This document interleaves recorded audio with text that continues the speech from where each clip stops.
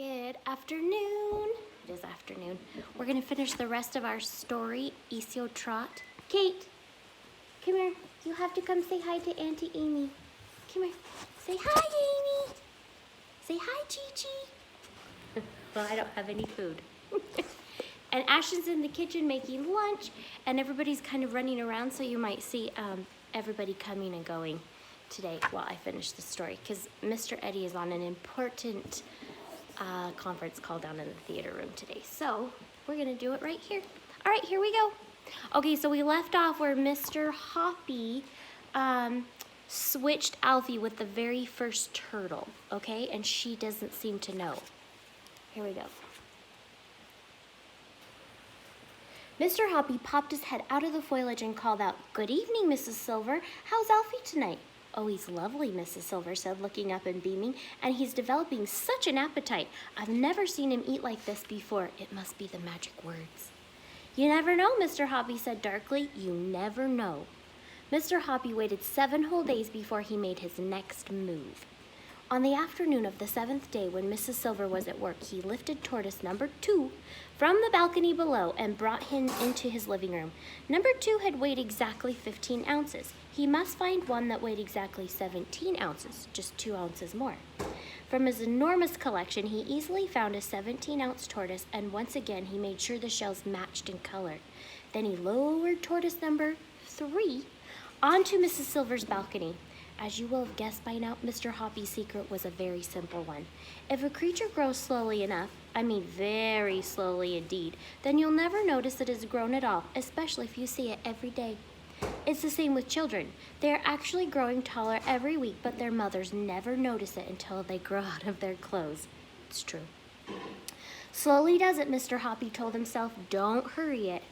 Okay, now here's the pictures. So this is how it went over the next few weeks. In the beginning, Alfie weighed 13 ounces, then 15 ounces, then 17 ounces, end of week 3, 19 ounces, 21 ounces, and 23 ounces by the end of the 5th week. 25 ounces, and on the 7th week and 8th week, 27 ounces. Alfie's weight was 13 ounces, and tortoise number 8 was 27 ounces. Very slowly, over 7 weeks, Mrs. Silver's pet had more than doubled in size, and the good lady hadn't noticed a thing. Even to Mr. Hoppy, peering down over his railing, tortoise number 8 looked pretty big. It was amazing that Mrs. Silver hadn't hardly noticed anything at all during the great operation. Only once had she looked up and said, "You know, Mr. Hoppy, I do believe he's getting a bit bigger. What do you think?" "Oh, I can't see a whole lot of difference myself," Mr. Hoppy had answered very casually.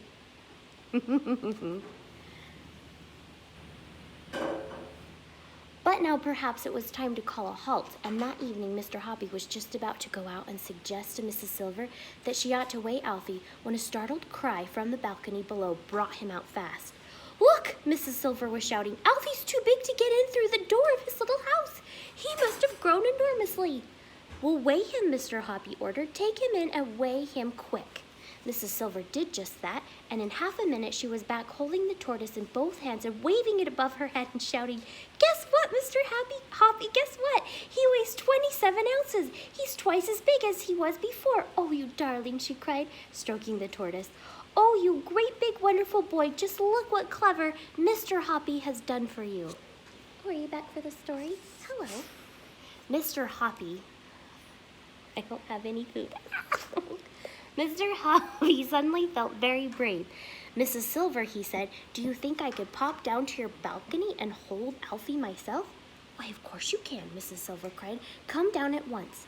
Mr. Hoppy rushed down the stairs and Mrs. Silver opened the door to him. Together they went out onto the balcony. "Just look at him. Isn't he grand?" "Oh, he's a big, good-sized tortoise now," Mr. Hoppy said. "And you did it," Mrs. Silver cried. "You're a miracle man, you are indeed." "But what am I going to do about this house?" Mrs. Silver said. "He must have a house to go in at night, but he can't get through the door now." They were standing on the balcony looking at the tortoise. Oh, I just lost my place. Who was trying to push his way into the house, but he was just too big. "I shall have to enlarge the door," Mrs. Silver said. No, don't do that, Mr. Hoppy said. You mustn't go chopping up such a pretty little house. After all, he only needs to be just a tiny bit smaller, and he could get in easily. How can you get him smaller? Mrs. Silver asked. Well, that's simple, Mr. Hoppy said. Change the magic words. Instead of telling him to get bigger, bigger, and bigger, tell him to get smaller. But in tortoise language, of course. Will that work? Of course it'll work. Tell me exactly what I have to say, Mr. Hoppy. Mr. Hoppy got out a piece of paper and pencil and wrote, Isio trot, Tega rig bellis, and Tegarib roams. That'll do it, Mrs. Silver, he said, handing her the paper. Oh, I don't mind trying that, but look here, I wouldn't want him to get all titty small over everything again, Mr. Hoppy. Oh, he won't, dear lady, he won't, Mr. Hoppy said. Say it only tonight and tomorrow morning and see what happens. We might be lucky. If it works, Mrs. Silver said, touching him softly on the arm, you are the cleverest man alive. You've got to see this picture.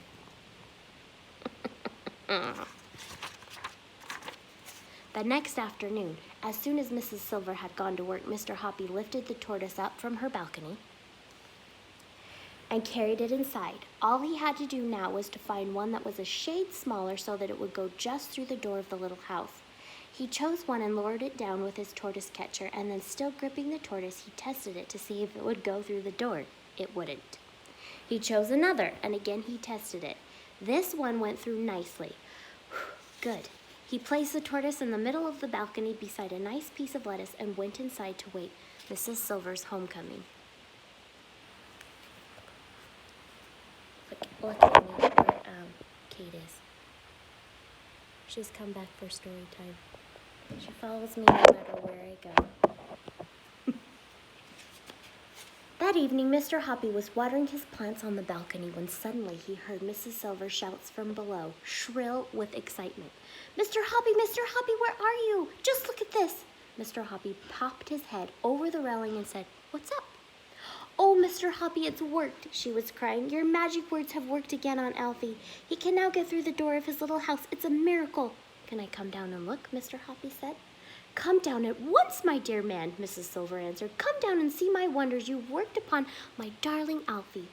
Mr. Hoppy turned and ran from the balcony into the living room, jumping on tiptoe like a ballet dancer between the sea of tortoises that covered the floor. He flung open his front door and flew down the stairs 2 at a time with love songs of 1,000 cupids ringing in his ears. This is it, he whispered. The greatest moment of my life is coming up right now. I mustn't bish it. I mustn't bosh it. I must keep very calm.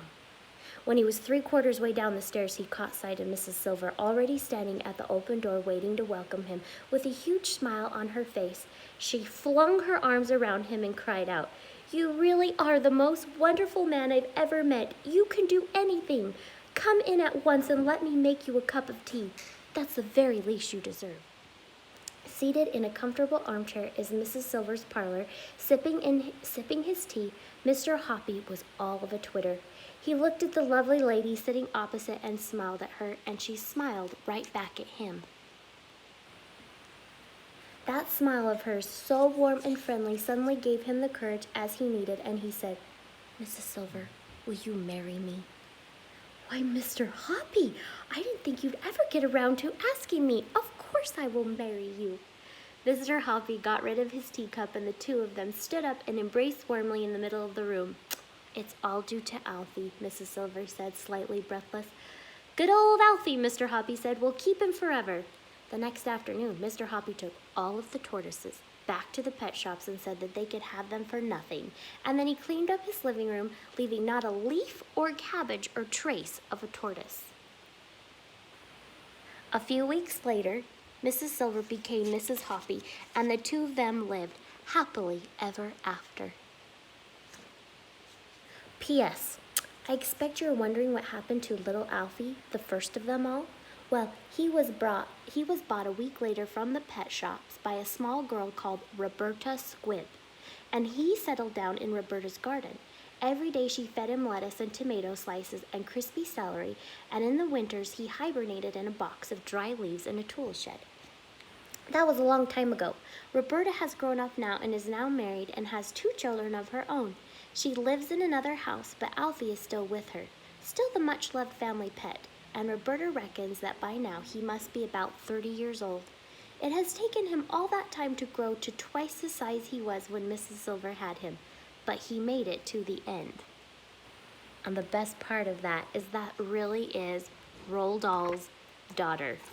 Her name is not really Roberta. I can't remember what her real name is, but they really did have this tortoise and named it Alfie, and it really did live with them and took care of him.